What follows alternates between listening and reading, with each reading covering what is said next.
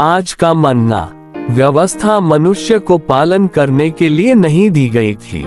Bible के पद Romeo 7:7। तो हम क्या कहें? क्या व्यवस्था पाप है? कदापि नहीं, वरन बिना व्यवस्था के मैं पाप को नहीं पहचानता। गलातियों 3:19। तब फिर व्यवस्था क्यों दी गई? वह तो अपराधों के कारण बाद में दी गई कि उस वंश के आने तक रहे जिसको प्रतिज्ञा दी गई थी। सेवकाई के शब्द। व्यवस्था हमें ऐसा कुछ करने के लिए बाध्य नहीं करती जो हमने पहले नहीं किया है।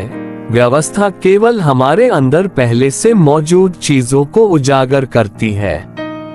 इसलिए मैं कहता हूँ कि परमेश्वर ने मनुष्य को व्यवस्था पालन करने के लिए नहीं, बल्कि उसे तोड़ने के लिए दी है। न ही व्यवस्था मनुष्य को अपराध करने का अवसर देती है, बल्कि व्यवस्था मनुष्य को दिखाती है कि वह अपराध करेगा।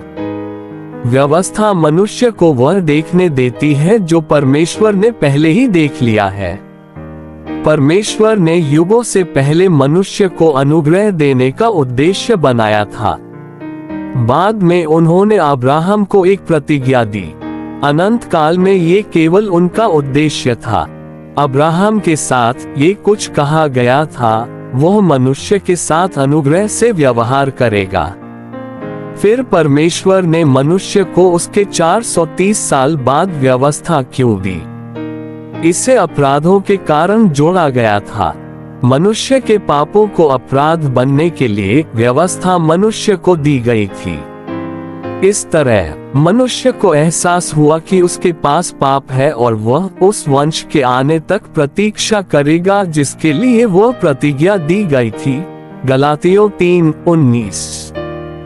जब तक पूरे जगत ने यह नहीं देखा कि वे पापी हैं और वे वास्तव में निराश हैं, तब तक वे प्रभु यीशु मसीह को स्वीकार करने के लिए तैयार नहीं थे, जिसकी प्रतिज्ञा परमेश्वर ने की थी। भले ही परमेश्वर ने मनुष्य को अपना उद्धार पहले ही दे दिया होता, मनुष्य उसे स्वीकार नहीं करता। मनुष्य परमेश्वर का अनुग्रह नहीं चाहता, लेकिन चूंकि मनुष्य में अपराध है और वह निराश है, इसलिए उसे संभवतः परमेश्वर का अनुग्रह प्राप्त होगा। आमीन।